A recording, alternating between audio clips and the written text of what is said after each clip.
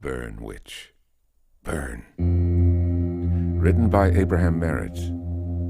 Narrated by Edward E. French. Chapter 14. The Witch Girl.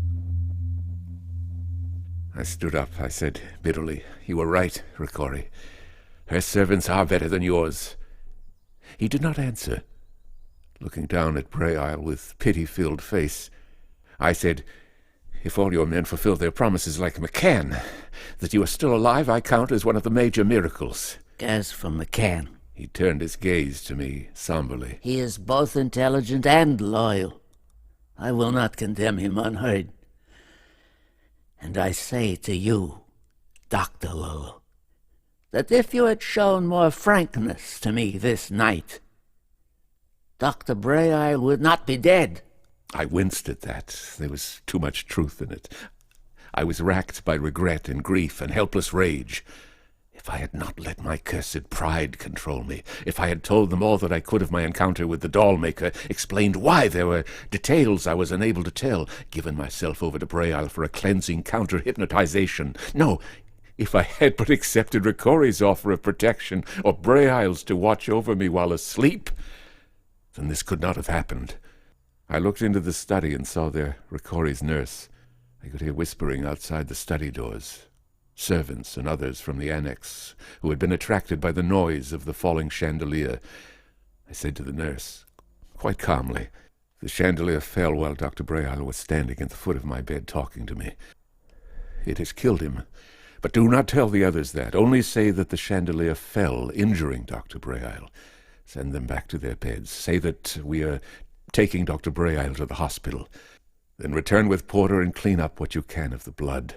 Leave the chandelier as it is." When she had gone, I turned to Ricori's gunmen. "What did you see when you shot?" One answered, "They look like monkeys to me." The other said, Or midgets." I looked at Ricori and read in his face what he had seen. I stripped the light blanket from the bed. "Ricori," I said, "let your men lift Bray Isle and wrap him in this. Then have them carry him into the small room next to the study and place him on the cot." He nodded to them, and they lifted Bray Isle from the debris of shattered glass and bent metal. His face and neck had been cut by the broken prisms, and by some chance one of these wounds was close to the spot where the dagger pin of the doll had been thrust. It was deep, and had probably caused a second severance of the carotid artery. I followed with Ricori into the small room. They placed the body on the cot, and Ricori ordered them to go back to the bedroom and watch while the nurses were there. He closed the door of the small room behind them, then turned to me. "What are you going to do, Dr. Lowell?" What I felt like doing was weeping, but I answered, It is a coroner's case, of course. I must notify the police at once." "What are you going to tell them?" "What did you see at the window, Ricori?" "I saw dolls." "And I. Can I tell the police what did kill Bray Isle before the chandelier fell? You know I cannot. No, I shall tell them that we were talking when, without warning, the fixture dropped upon him. Splintered glass from the pendants pierced his throat. What else can I say? They will believe that readily enough when they would not believe the truth." I hesitated. Then my reserve broke. For the first time in many years, I wept. "Ricori, you were right. Not McCann, but I am to blame for this. The vanity of an old man. Had I spoken freely, fully, he would be alive. But I did not. I am his murderer." He comforted me, gently as a woman. "It was not your fault. You could not have done otherwise, being what you are, thinking as you have so long thought. If in your unbelief, your entirely natural unbelief, the witch found her opportunity, still, it was not your fault. But now she shall find no more opportunities. Her cup is full and overflowing." He put his hands on my shoulders. "Do not notify the police for a time. Not until we hear from McCann. It is now close to 12, and he will telephone, even if he does not come. I will go to my room and dress, for when I have heard from McCann, I must leave you." "What do you mean to do, Ricori?" "Kill the witch." He answered quietly. Kill her and the girl, before the day comes. I have waited too long. I will wait no longer. She shall kill no more. I felt a wave of weakness. I dropped into a chair. My sight dimmed. Ricori gave me water, and I drank thirstily. Through the roaring in my ears, I heard a knocking at the door and the voice of one of Ricori's men. McCann is here. Ricori said, Tell him to come in. The door opened. McCann strode into the room. I got her. He stopped short, staring at us. His eyes fell upon the covered body, upon the cot, and his face grew grim. What happened? Ricori answered, The dolls killed Dr. Braille. You captured the girl too late, McCann. Why? Killed Braille? The dolls! God! McCann's voice was as though a hand had gripped his throat. Ricori asked, Where is the girl, McCann? He answered, dully, down in the car, gagged and tied. Ricori asked, When did you get her, and where? Looking at McCann, I suddenly felt a great pity and sympathy for him. It sprang from my own remorse and shame. I said, Sit down, McCann. I am far more to blame for what has happened than you can possibly be. Ricori said, coldly, Leave me to be the judge of that. McCann, did you place the cars at each end of the street, as Dr. Lowell instructed? Yes. Then begin your story at that point.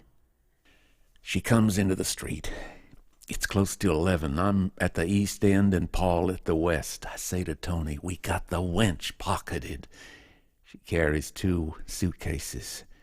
She looks around and trots where we located her car. She opens the door.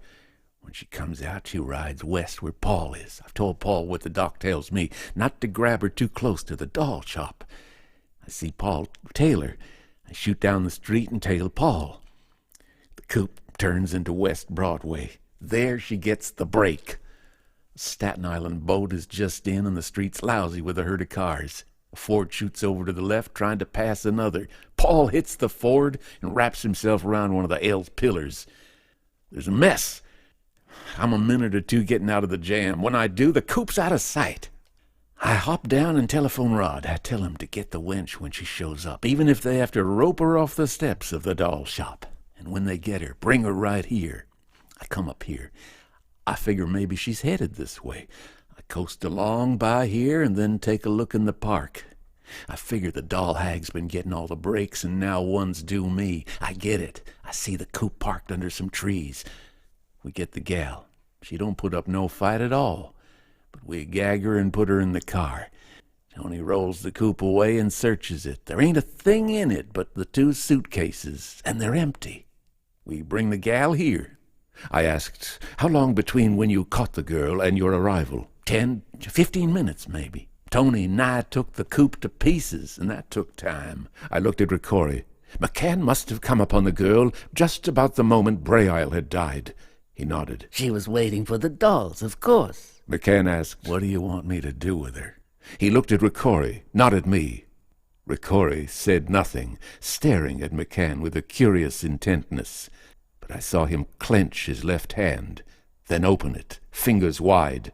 McCann said, Okay, boss. He started toward the door. It did not take unusual acumen to know that he had been given orders, nor could their significance be mistaken. Stop! I intercepted him and stood with my back against the door. Listen to me, Ricori. I have something to say about this. Dr. Braille was as close to me as Peters to you. Whatever the guilt of Madame Mandelip, this girl is helpless to do other than what she orders her. Her will is absolutely controlled by the doll-maker. I strongly suspect that a good part of the time she is under complete hypnotic control. I cannot forget that she tried to save Walters. I will not see her murdered. Ricori said, If you are right, all the more reason she should be destroyed quickly. Then the witch cannot make use of her before she herself is destroyed. I will not have it, Ricori. And there is another reason. I want to question her. I may discover how Madame Mandelip does these things, the mystery of the dolls, the ingredients of the salve, whether there are others who share her knowledge. All this and more the girl may know. And if she does know, I can make her tell. McCann said, cynically, Yeah.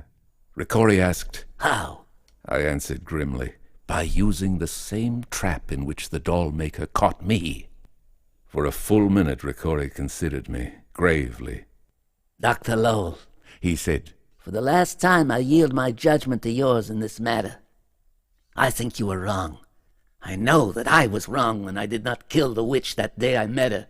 I believe that every moment this girl is permitted to remain alive is a moment laden with danger for us all. Nevertheless, I yield for this last time. McCann, I said, bring the girl into my office. Wait until I get rid of anyone who may be downstairs. I went downstairs, McCann and Ricori following. No one was there.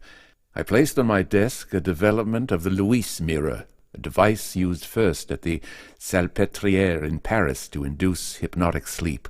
It consists of 2 parallel rows of small reflectors revolving in opposite directions. A ray of light plays upon them in such a manner as to cause their surfaces alternately to gleam and darken.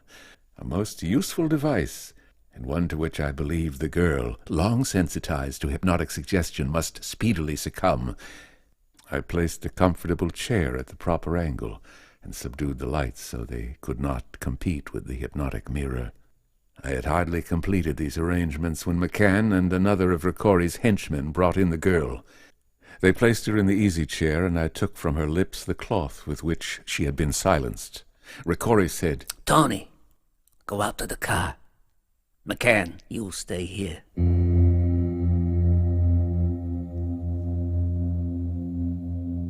You've been listening to a reading from Burn, Witch, Burn.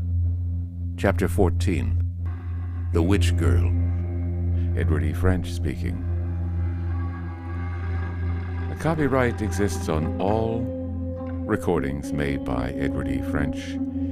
Inquiries are welcome at hotmail.com. Edward French 06 at hotmail.com.